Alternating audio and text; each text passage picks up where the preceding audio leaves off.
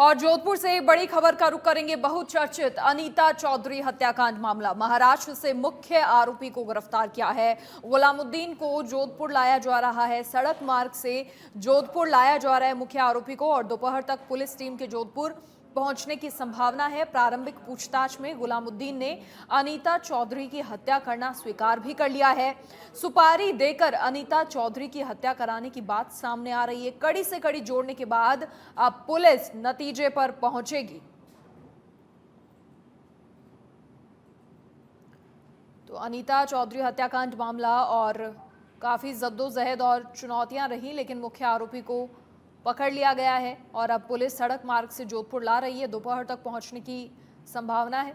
महाराष्ट्र से मुख्य आरोपी को गिरफ्तार किया गया है और प्रारंभिक पूछताछ में मुख्य आरोपी गुलामुद्दीन ने हत्या करना स्वीकार भी कर लिया है।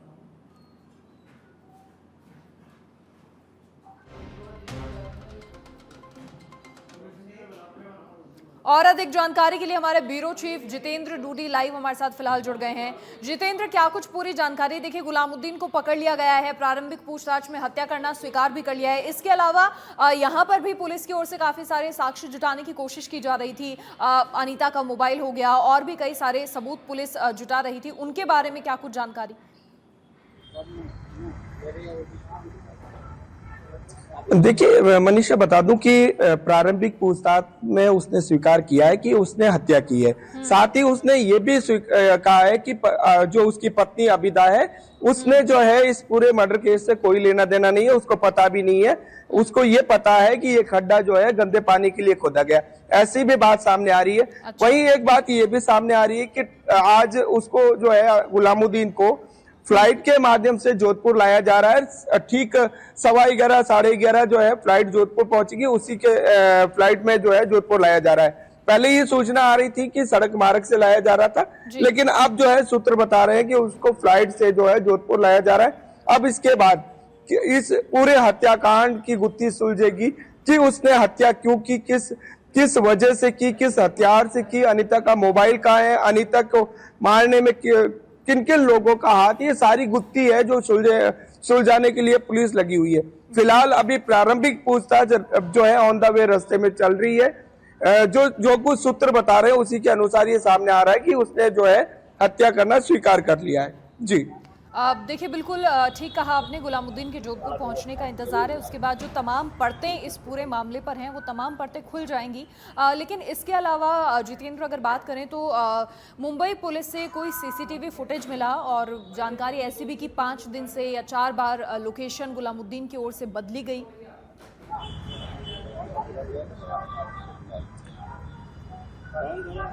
देखिए मनीषा, बता दूं कि बिल्कुल इसका गुलामुद्दीन ने स्वयं ने अपना मोबाइल यहीं छोड़ के गया था, लेकिन किसी अन्य मोबाइल से तमाम गतिविधियों पर वो नजर रख रहा था। सोशल मीडिया के माध्यम से नजर रख रहा था कि पुलिस किस कार्रवाई कहां तक पहुंची, पुलिस क्या क्या कर रही है, ये तमाम सोशल मीडिया से वो जानकारी ले रहा था। वहीं मुंबई पुलिस की जो मदद से ये पूरा जो है प्रकरण सुलझाने में कहीं ना कहीं मदद मिली है। मुंबई पुलिस की मदद से गुलामुद्दीन गिरफ्तार हुआ है, गुलामुद्दीन को वहां से पकड़ा गया है। पुलिस पिछले 8 दिन से लगातार मुंबई में उसे खंगाल रही थी, प्रत्येक सीसीटीवी ढूंढ रही थी। जहां वो उतरा उसको वहां सीसीटीवी थे, कई सीसीटीवी उनको नहीं मिले थे, कई जगह उनको जो है गुलामुद्दीन नजर नहीं आया, कहीं नजर आया। यानी तमाम पहलुओं को जो है सुलझाते हुए पुलिस जो है आखिरकार गुलामुद्दीन तक पहुंची और गुलामुद्दीन को देर रात गिरफ्तार किया। उसके बाद आज उसे जोधपुर लाया जा रहा है। जोधपुर लाने के बाद उसका जो है मौका मुआयना कराया जाएगा। मौके पर किस हथियार से जो है उसने हत्या की, वो भी हथियार जब्त किया जाएगा। वो हथियार कहाँ है, क्योंकि जिससे अनीता के 6 टुकड़े किए गए, वो अनीता के 6 टुकड़े किस हथियार से किए, सबसे बड़ी सवाल तो ये भी है।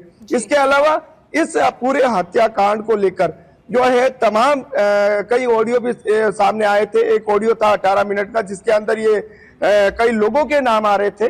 वो लोगों का इनसे क्या ताल्लुक है, अनीता से क्या ताल्लुक है, अनीता के साथ क्या संबंध थे, अनीता के मोबाइल कहाँ है जिसके अंदर कई राज छुपे हैं, वो मोबाइल कहाँ है, मोबाइल अगर गड़ा है, तोड़ा है, फोड़ा है, जो भी है वो पुलिस जब्त करेगी। इसके अलावा गुलामुद्दीन से ये भी पूछताछ की जाएगी कि अनीता जब निकली थी तो उसके हाथ में एक बैग था।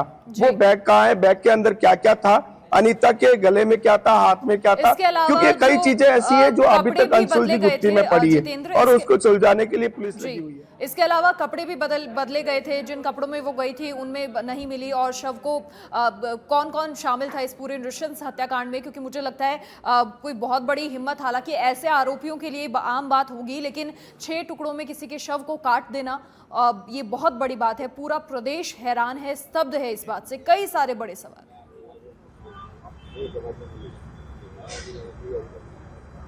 बिल्कुल, निश्चित रूप से कहीं ना कहीं देखिए जिस तरीके से जो अनीता जिससे सीसीटीवी में नजर आ रही है कि एक सलवार कुर्ते में गई थी, जब वो उसके टुकड़े बरामद हुए तो वो जो है सलवार कुर्ते की बजाय ओढ़ना चुन्नी में थी। ये कपड़े कहाँ से आए, ये जो है गुलामुद्दीन कहाँ से लेके आया, कब पहनाया, किसने पहनाया, ये भी पूछताछ होगी। इसके अलावा जो अनीता थी, अनीता के ऐसे क्या वो चीजें थी जिसकी वजह से उसके साथ इतना घिनौना कार्य किया। और पूरे प्रदेश के अंदर जो है एक जोधपुर की अपराध की नगरी की छाप है, वो कहीं ना कहीं एक धूमिल होती नजर आई। ये कई पहलू है जो अभी पुलिस जांच करेगी और पुलिस उन तथ्यों तक पहुंचेगी कि क्या वजह रही कि अनीता को काट कर जो है गाड़ना पड़ा, वो भी 10 फुट गहरे गड्ढे में। जी इसके अलावा जितेंद्र, परिजनों का अब क्या रुख है, क्योंकि देखिए उन्होंने ना तो पोस्टमार्टम करने दिया, ना शव को लेकर कोई भी किसी भी तरीके की आज़ादी प्रशासन को दे रहे हैं। प्रशासन अब उनके प्रति क्या रुख अपनाएगा? लंबा वक्त हो गया है बहुत। देखिए पुलिस लगातार जो है परिजनों को भी जो है नोटिस दे रही थी। छठा नोटिस कल भी दिया था, लेकिन वो स्वीकार नहीं किया। तो पुलिस ने पहले तो जो है धरना स्थल पर चस्पा किया और उसके बाद घर ले जाकर भी एक चस्पा किया गया। पुलिस लगातार कह रही है कि पोस्टमार्टम कराया जाए, जिससे कि जो तथ्य है, क्योंकि कई ऐसी चीजें हैं जो पोस्टमार्टम के बाद सामने आएगी। क्योंकि जिस समय हत्या की गई थी, क्या उस समय वो उसे बेहोश किया गया या कुछ खिलाया गया, पिलाया गया, लंबे समय बीत जाने के बाद जो है तथ्य सामने नहीं आते। देखिए समाज के लोग भी हमारे साथ हैं, मैं उनसे भी जान लेता हूं, क्योंकि आज ये धरना देने वाले थे। सर, आज आप धरना देने वाले थे, मुख्य आरोपी गुलामुद्दीन पकड़ा गया, अब आप क्या करें, आगे का रुख क्या आपका? ऐसा है कि अभी तक मुख्य आरोपी पकड़ा गया, सारे जो तथ्य है वो सामने अभी तक नहीं आए। तो हम ये चाहते हैं कि इसके पीछे क्या उनकी सोची समझी साजिश थी, और उन्होंने जैसे 3 दिन पहले खड्डा खोद के ये प्री प्लान हत्या की गई, और हत्या इस क्रूरता के साथ में की गई कि एक महिला के शरीर के 6 टुकड़े कर देना और फिर बाद में 15 फीट गड्ढे में गाड़ देना और 3 दिन पहले खड्डा खोद देना। तो ये प्री प्लान था, सोची समझी साजिश थी। और इसके पीछे साजिश करने वाले कौन कौन है, ये पूरी कड़ी और पूरा पर्दाफाश नहीं हो जाता है जब तक जनता का आक्रोश शांत नहीं होने वाला।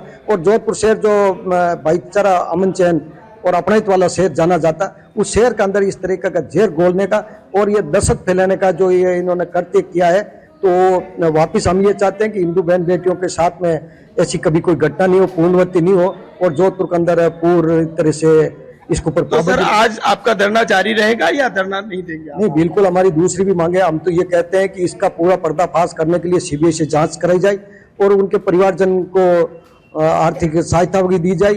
तो ये मांगे लेके तो हमारा धरना जारी रहेगा। हमने पहले भी सर्व समाज छत्तीस कौम के सभी समाज के पदाधिकारी जाके कलेक्टर महोदय से माध्यम से मुख्यमंत्री जी को ज्ञापन भेज चुके हैं, और आज जैसे ये मुख्य मुलजिम पकड़ा गया और सारा मामला बाहर आ जाता है, तो हम तो ये चाहते हैं कि ये इसका पूरा पर्दाफाश हो, कोई पीछे बचे नहीं, और ये जोधपुर के अंदर ऐसी पूर्णवती नहीं हो और ऐसे बदमाशों को कठोर से कठोर सजा दी जाए जो आइंदा कभी हिंदू बहन बेटियों के सामने देखने की किसी की हिम्मत नहीं हो। जी मनीषा, देखिए अभी भी इनका वो रुख कायम है कि लगातार जो है इनका धरना जारी रहेगा। साथ ही ये चाहते हैं कि जिस तरीके से जो पीड़ित परिवार है उनको मुआवजा दिया जाए, अन्य जो मांगे हैं वो जो है मांगों को लेकर आज भी ये धरना दे रहे हैं। जी चलिए ठीक है जितेंद्र, फिलहाल शुक्रिया तमाम जानकारी साझा करने के लिए। आगे भी जानकारी लगातार लेते रहेंगे। तो फिलहाल आपको बता दें कि महाराष्ट्र से आरोपी की गिरफ्तारी हो गई है, और पहले जानकारी थी कि सड़क मार्ग से लाया जा रहा है, लेकिन फिलहाल फ्लाइट के माध्यम से गुलामुद्दीन को जोधपुर लाया जाएगा, और उसके बाद आगे जो तमाम परतें इस पूरे मामले की हैं, गुत्थियां हैं, वो सुलझेंगी।